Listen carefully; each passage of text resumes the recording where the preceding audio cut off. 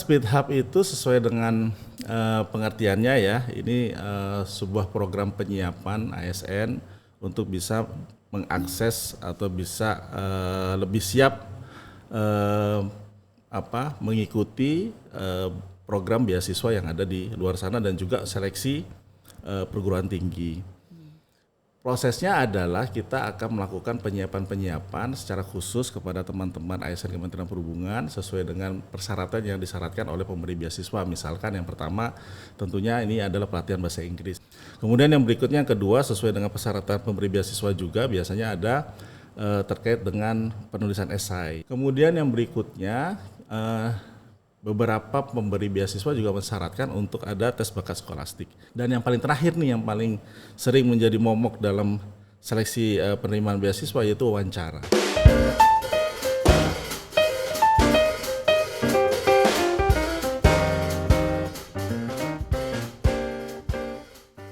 Halo Sobat PPSDMP, balik lagi di Binari, bincang menarik seputar transportasi. Tempat kita ngobrol santai tapi berbobot soal dunia transportasi dan juga pengembangan SDM-nya.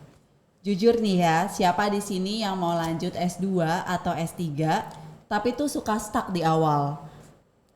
Niatnya sih untuk lanjut studi tuh ada, tapi pas baca persyaratan beasiswa yang ada IELTS, TOEFL, esai, langsung bingung harus mulai dari mana. Nah, pas banget di episode kali ini kita akan ngobrol santai tentang beasiswa dan juga persiapan diri untuk ngadepin beasiswa itu sendiri. Saya Nik Fitriana dan sekarang telah hadir narasumber kita, Kepala Bidang Perencanaan Pusat Pengembangan SDM Aparatur Perhubungan, yaitu Mas Ibnu Romadona. Say hi dong Mas ke Sobat PPSDMP. Halo Sobat PPSDMP, terima kasih Sobat. banyak nih Mbak Anik sudah diundang ke podcastnya ini. Iya, luar biasa. Soalnya Sobat PPSDMP di sini pasti penasaran banget nih Mas. Kalau mau lanjut studi, itu kan pasti bingung tuh cari-cari tempat pelatihan atau harus mulai belajar dari mana. Ditambah kita ini kan sambil bekerja ya Mas gitu. Jadi susah juga tuh untuk nyari waktunya. Makanya butuh banget program persiapan beasiswa. Dan kebetulan nih pas banget di BPSDMP Kemenhub sendiri itu ada program Speed Hub namanya ya. Betul. Scholarship, Preparation, And Acceleration Drive. Okay. Nah, ini menarik sih Sobat BPSDMP. Di sini nanti kita bakal bahas tentang kenapa sih orang tuh banyak stuck di awal. Lalu gimana cara kita sambil bekerja, tapi kita juga bisa sambil persiapan untuk apply beasiswa itu. Terus masih realistis nggak sih sebenarnya beasiswa itu untuk kita khususnya para ASN, dan ini cocok banget untuk pendengar Sobat PPSDMP khususnya ASN muda dan juga beasiswa hunter. Oke, kita mulai dari awal dulu nih Mas ya. Boleh silakan. Sebenarnya Kementerian Perhubungan BPSDMP itu kenapa sih sampai perlu bikin program Speed Hub ini? Oke, terima kasih Mbak Anik. Jadi sebelumnya ya PPSDMAP Pusat Pengembangan SDM Aparatur Perhubungan sesuai dengan tusinya PM4 tahun 2025 memiliki tugas untuk meningkatkan kompetensi SDM Aparatur Kementerian Perhubungan melalui pelatihan dan juga pendidikan. Nah, pelatihan biasanya kita tahu ya ada kegiatan pelatihan manajerial, fungsional gitu ya. Kemudian terkait dengan pendidikan kita juga diberikan tugas untuk pemberian beasiswa dan bantuan biaya pendidikan. Oke, yang pertama sebelum ke Speed Hub mungkin ya. Kita coba tarik data dulu nih di kami dapat data dari Biro SDMO bahwa saat ini ASN di Kementerian Perhubungan itu 59.985. Wah, ini sudah banyak sekali ya. 59.000. Iya, hampir 60.000 nih. Jadi baik itu PNS maupun P3K. Nah, kalau kita lihat lebih dalam dari jumlah itu, ASN Kemenhub yang memiliki jenjang strata 2 atau magister itu hanya 5.114 orang. Dari 59.000. Betul, jadi 10%-nya saja belum ada, jadi kita 9%. Lihat lagi ke S3 ini hanya 208. Jadi cuma 0, sekian gitu ya, 0,39 teman-teman ASN Kemenhub yang memiliki jenjang S3. Oke, itu pertama data dari Biro SDMO. Kemudian yang kedua, untuk memenuhi kebutuhan itu, PPSDM-AP ini memiliki program rintisan gelar ya, pemberian beasiswa yang kita mungkin sudah tahu ya.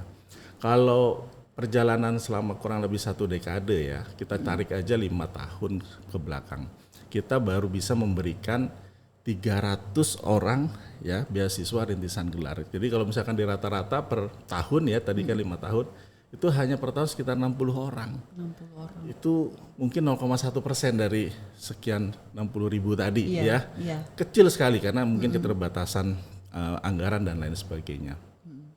Kemudian berikutnya memang ada jalan lain, beberapa teman-teman secara inisiatif mencari beasiswa lain selain dari Kementerian Perhubungan, misalkan LPDP atau mungkin beasiswa yang lain, WMU dan lain sebagainya, dan saya kira sangat banyak gitu ya beasiswa yang ada di luar. Kemarin kita coba jalan-jalan nih ke LPDP, nanya-nanya koordinasi dan lain sebagainya, dan kita juga dapat data dalam 1 dekade 2014 sampai tahun 2024 jumlah penerima beasiswa LPDP dari Kementerian Perhubungan ini hanya 113 orang. Wow, itu 1 dekade loh Mas. 1 dekade. Padahal kita tahu bahwa LPDP itu setiap tahun buka sekitar 4.000-5.000 orang. Yeah. Nah ini di satu sisi tadi tantangan yang saya sebutkan dengan data gap kompetensi yang cukup jauh, kemudian juga dari sisi penyediaan beasiswa rintisan gelar yang terbatas dengan anggaran, tapi di sisi lain ada juga peluang gitu ya, bahwa sebenarnya beasiswa di luar sana ini cukup banyak sebenarnya.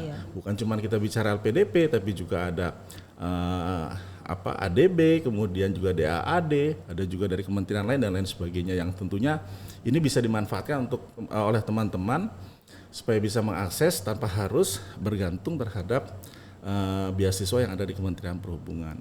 Sehingga inilah kita punya inisiasi Kementerian Perhubungan bersama dengan BPSDM dan juga kami melaksanakan PPSDM-AP membuat sebuah program penyiapan gitu ya.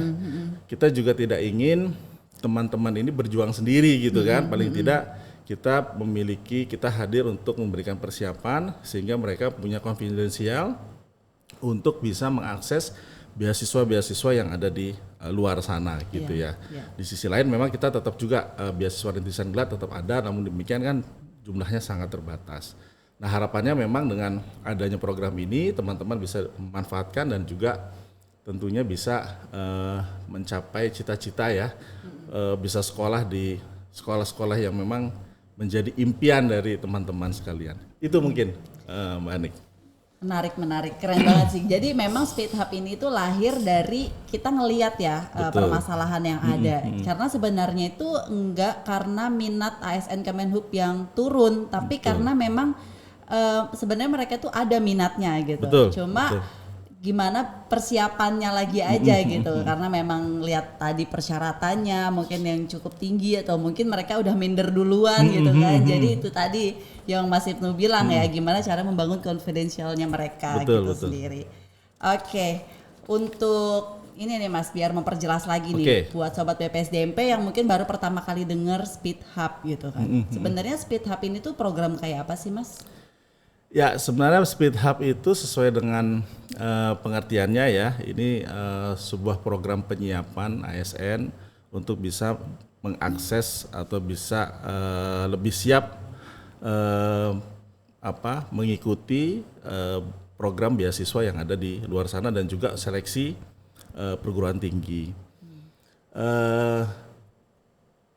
Prosesnya adalah kita akan melakukan penyiapan secara khusus kepada teman-teman ASN Kementerian Perhubungan sesuai dengan persyaratan yang disyaratkan oleh pemberi beasiswa. Misalkan yang pertama tentunya ini adalah pelatihan bahasa Inggris ya, itu yang menjadi mandatori. Saya kira semua pemberi beasiswa juga mensyaratkan hal itu, universitas juga demikian.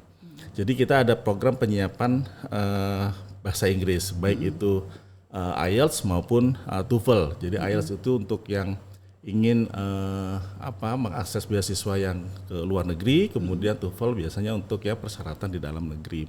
Kemudian yang berikutnya yang kedua sesuai dengan persyaratan pemberi beasiswa juga biasanya ada terkait dengan penulisan esai ya, esai terkait dengan motivasi, kemudian terkait dengan visi misi dari penerima peserta beasiswa, kemudian juga terkait dengan mungkin ada sedikit research ya, research atau penyiapan rencana penelitian yang ingin dibuat. Kemudian yang berikutnya beberapa pemberi beasiswa juga mensyaratkan untuk ada tes bakat skolastik dan itu juga nanti akan kami berikan. Dan yang paling terakhir nih, yang paling sering menjadi momok dalam seleksi penerimaan beasiswa yaitu wawancara. Gitu ya. Jadi wawancara itu kalau misalnya kita lihat di media sosial, mungkin di LPDP banyak teman-teman yang nilainya sudah bagus, kemudian juga esainya bagus dan lain sebagainya, tapi ketika diwawancara mereka berguguran gitu ya. Dan di sini kami coba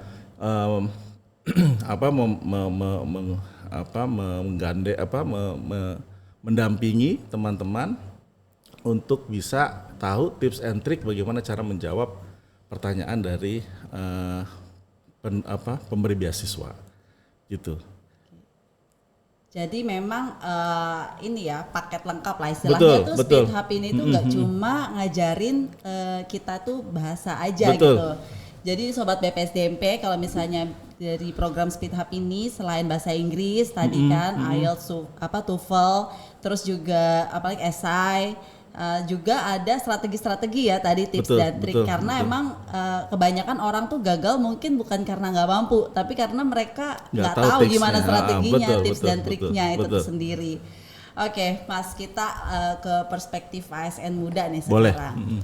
Kebanyakan pasti mikir tuh kalau untuk mau daftar gitu ya, pasti udah mindernya tuh mikirnya aneh-aneh nih, kayak ngukur diri sendiri gitu kan. Aku kan nggak jago banget bahasa Inggrisnya gitu. Terus kayaknya aku tuh belum pantas deh untuk lanjut S2 seperti itu. Nah, untuk Speed Hub ini tuh ngakomodir juga nggak sih, Mas, untuk level-level yang masih basic lah istilahnya bagi sobat BPSDMP gitu? Oke, jadi sebenarnya kalau program ini memang kita coba peruntukan bagi teman-teman ASN yang memang sudah memiliki kesiapan sebenarnya ya. Jadi karena ini namanya speed gitu ya, acceleration, jadi memang sifatnya mereka-mereka yang memang dinilai sudah siap gitu ya. Dilihat dari apa? Yang pertama tentunya mungkin dari sisi akademis ya. Artinya dengan program yang mungkin singkat, misalkan seperti pelatihan bahasa Inggris yang 16 kali pertemuan intensif gitu ya. Tentunya starting pointnya mereka juga harus sudah sesuai dengan kriteria yang dibutuhkan. Contoh, biasanya kalau misalnya kan penerima beasiswa itu membutuhkan nilai IELTS 6,5. Tentunya startingnya paling tidak minimal mereka sudah 5. Karena dengan jangka waktu yang cukup singkat gitu ya, tentunya diharapkan dari poin yang sudah 5 tersebut bisa mengakomodir sampai dengan 6,5. Tapi kalau di bawah itu sepertinya agak sulit gitu, sehingga memang teman-teman yang merasa nilainya masih kurang, ya tentunya bisa latihan dulu gitu untuk bisa mencapai. Karena ini memang kita programkan untuk bisa mengakses beasiswa-beasiswa yang ke depan ini sudah akan buka gitu ya. Nah, sebagai contoh misalkan seperti LPDP yang dibuka misalkan di tahap kedua di bulan Juni gitu ya, kita sudah mulai di bulan program Speed Hub ini dimulai di bulan Maret gitu ya. Kemudian yang berikutnya juga jangan sampai lupa nih Mbak Anik, yang kami sangat concern adalah teman-teman ASN ini harus punya komitmen gitu ya. Bukan cuma terkait dengan kesiapan, tapi memang harus komitmen. Jadi ketika memang sudah masuk ke program ini, ya teman-teman harus benar-benar bisa mengikuti programnya sampai selesai, gitu ya. Ini bukan program seperti tadi Manik bilang kursus bahasa Inggris gitu ya. Jadi memang ini ditujukan bagi teman-teman yang memang sudah memiliki kesiapan dan juga komitmen, sehingga ya itu tadi memang diperuntukkan untuk bisa fight mendapatkan beasiswa yang diinginkan, gitu ya. Jadi sehingga program yang tadi bukan cuma bahasa Inggris tapi juga ada esai sampai dengan wawancara nanti harus benar-benar diikuti dan benar-benar di-apply beasiswa-beasiswa tersebut, jangan cuma sekedar berhenti rencana aja. Jadi memang yang paling dibutuhkan adalah yaitu tadi komitmen bahwa saya memang ingin mendapatkan beasiswa. Nah, itulah diperuntukkan program-program ini gitu.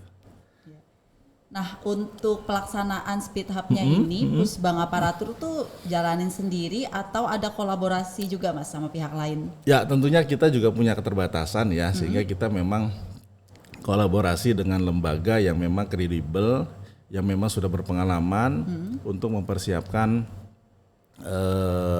individu-individu yang ingin mengakses beasiswa. Dan saya kira di Indonesia ini cukup banyak dan kami memilih beberapa provider yang memang kami anggap mampu, tingkat keberhasilannya tinggi, dan juga memang sudah banyak juga digunakan oleh kementerian-kementerian yang lain. Dan sejauh ini menurut evaluasi kami pelaksanaan Speed Hub di tahap pertama hasilnya sangat memuaskan. Oke. Gitu.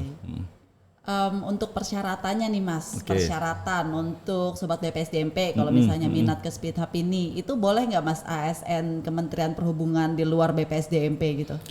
Oh tentunya boleh ya, jadi saya cerita sedikit mungkin karena sebenarnya program Speed Hub ini sudah kita laksanakan di tahun sebelumnya gitu ya.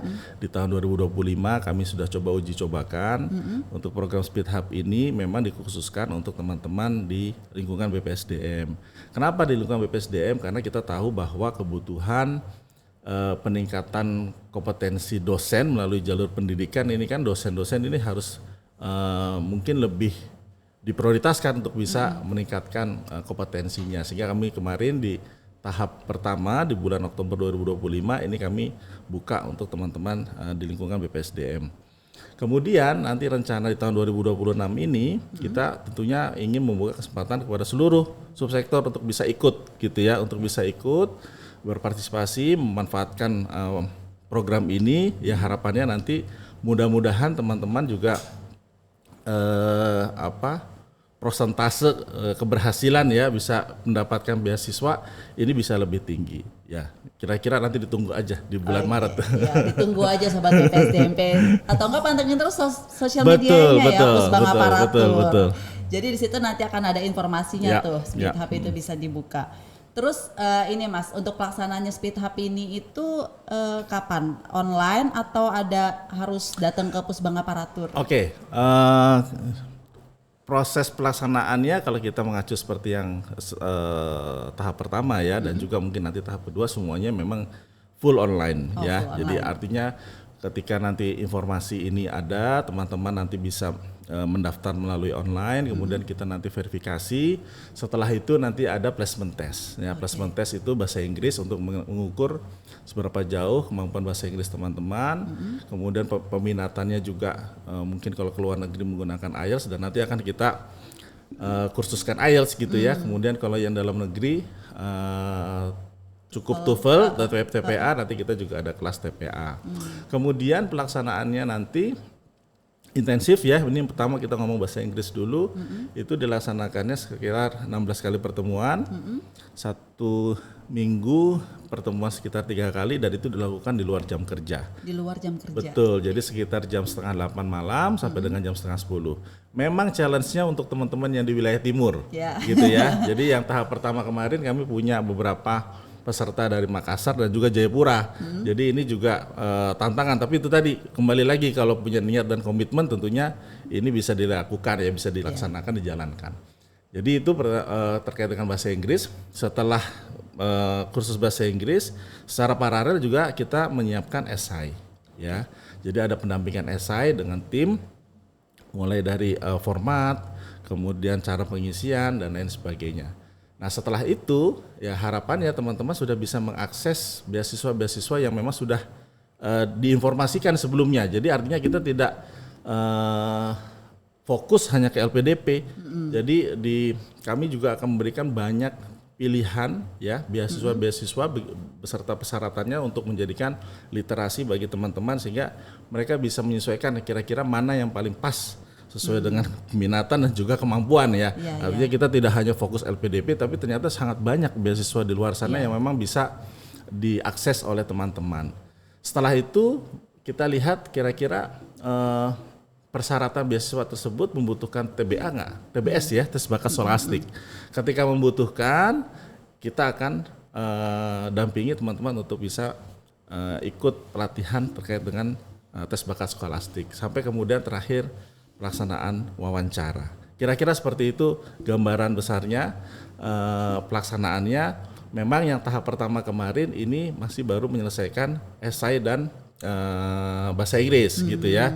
Nanti kemudian setelah perjalanan mereka sudah mengakses LPDP tahap pertama, kemudian mereka nanti akan kita latih untuk TBS dan wawancara. Oh, jadi memang berkelanjutan Betul, gitu ya, betul, Mas, gitu. betul. Ternyata panjang banget ya Betul. prosesnya itu. Makanya itu komitmen nomor satu. Iya, udah gitu di luar jam kerja. Betul. Selama ini ada nggak Mas peserta yang ngeluh capek? Saya lihat ada juga beberapa yang ketiduran. Tapi Udah yang pagi itu sampai sore wilayah kerja, timur itu iya, saya pernah benar. lihat, waduh wilayah timur memang luar biasa. Tapi memang semangatnya juga kita perlu apresiasi ya, karena Iya, mengikuti sampai akhir. Iya. Oke, itu dia sih sobat BPSDMP, benar-benar komitmennya itu harus dikuatin Betul, ya untuk betul, beasiswa, betul. karena ini aja udah dibantu kan, udah didampingin Betul, gitu sama Kementerian Perhubungan. Terus kalau dari hasilnya nih Mas yang udah berjalan selama kemarin 2024 ya, 2025, maaf. ya 2025 itu ada nggak yang bikin tim tuh beranggapan this program really works gitu, sangat berdampak atau ngaruh banget buat peserta ternyata? Saya kira memang semua punya respon positif ya dari hasil evaluasi kita. Justru memang inilah yang dibutuhkan di saat dengan fenomena tadi ya, tantangan yang kita hadapi, terutama dengan optimalisasi anggaran begitu ya.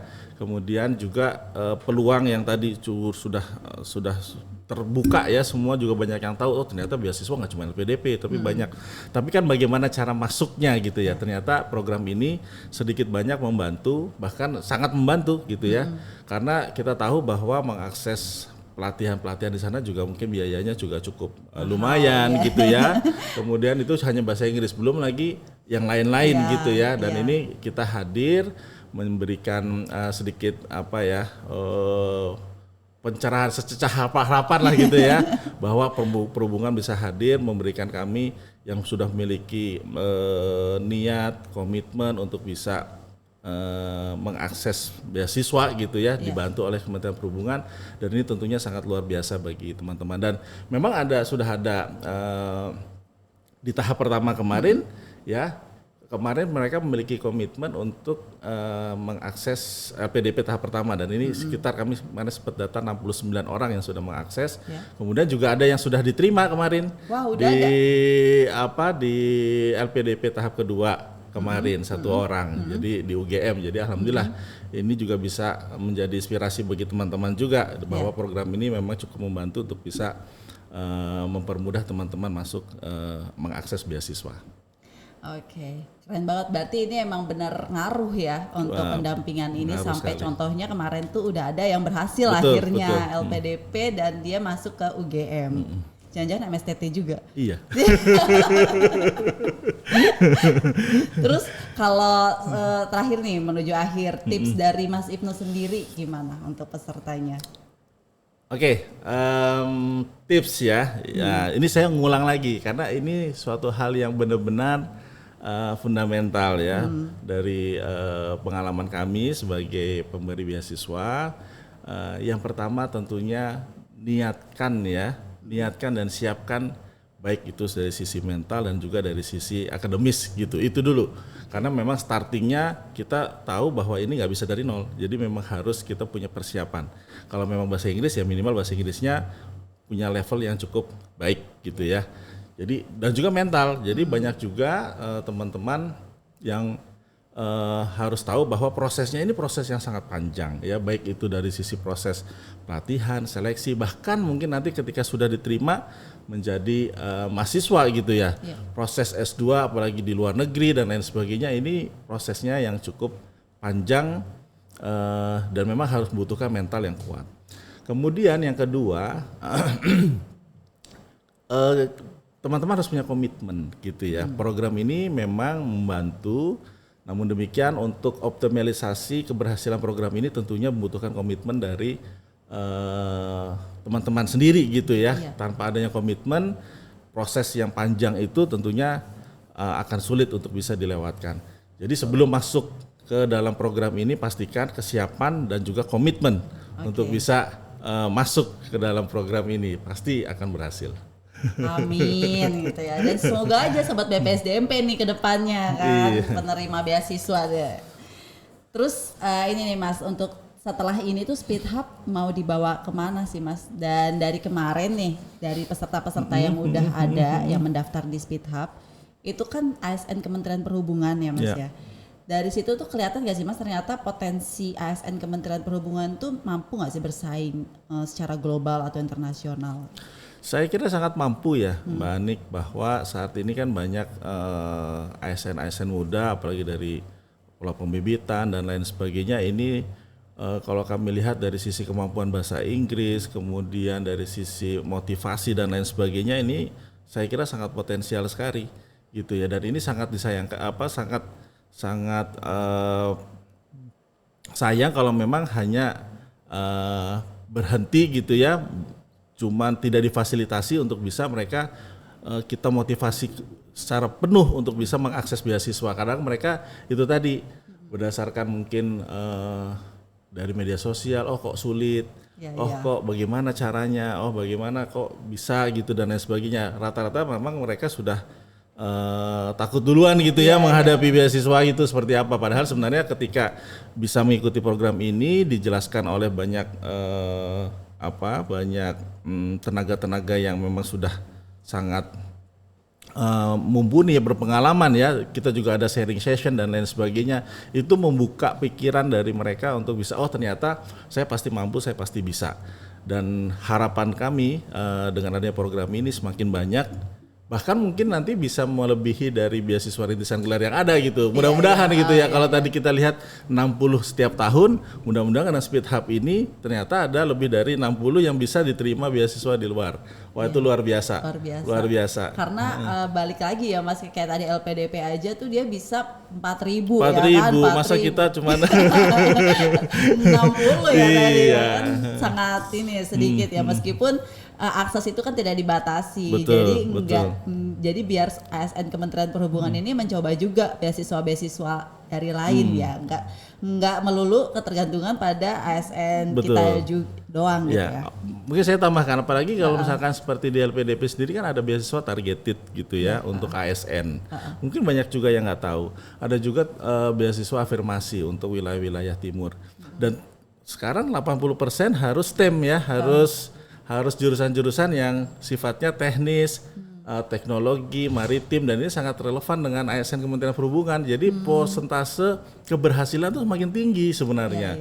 Pokoknya kita sebagai ASN tuh, pengetahuan kami, pemberi beasiswa tuh banyak juga yang memprioritaskan ASN untuk bisa dapat gitu ya. Dan itu mungkin jalurnya agak lebih eksklusif gitu, kira-kira seperti itu. Nah ini yang perlu bangunkan ya teman-teman, diberikan informasi secara khusus sehingga mereka juga punya informasi, literasi, dan punya konfidensial itu sendiri. Oke.